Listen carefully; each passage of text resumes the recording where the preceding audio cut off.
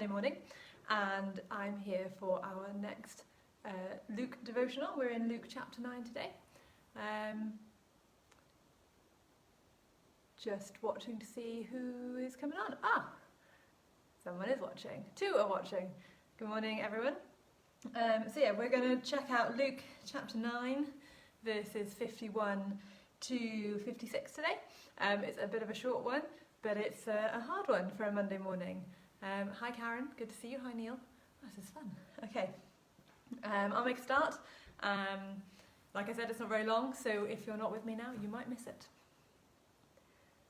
As the time approached for him to be taken up to heaven, Jesus resolutely set out for Jerusalem, and he sent messengers on ahead who went into a Samaritan village to get things ready for him.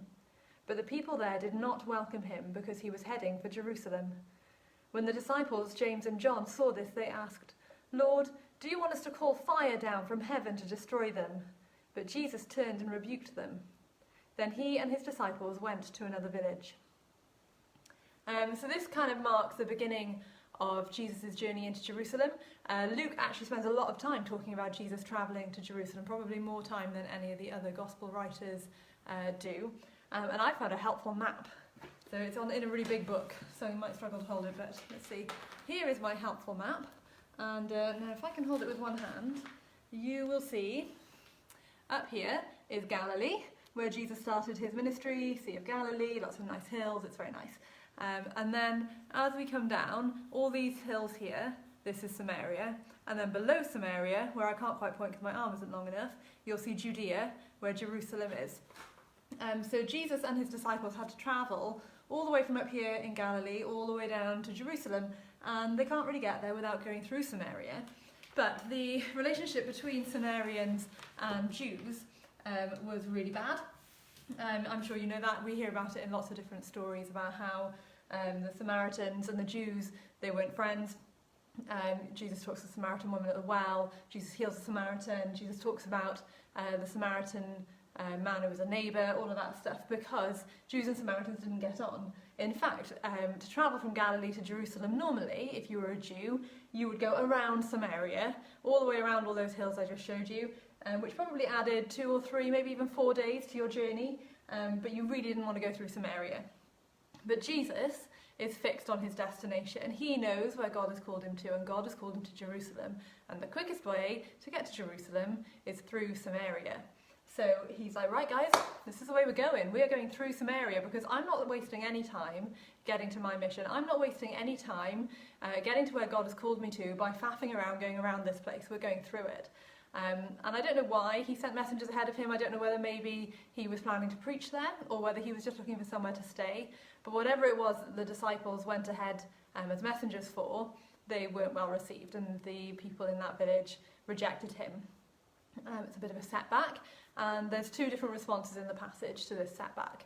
First, you've got James and John, who are nicknamed the Sons of Thunder for their kind of propensity to be angry. And they're like, nah, we're calling down fire from heaven. Can you believe what those people have said? They don't want you in there. Do they not know who you are? You're the Messiah. They should be like bowing down, ready to worship you, and they're not letting you in. They're really angry. They're really not impressed. And they want to do whatever they can to get revenge on these people for what they've said. But that's not what Jesus says. Jesus says no. In fact, he rebukes the disciples. I don't think I'd like to be rebuked by Jesus. It's not up there in my list of things I want to do.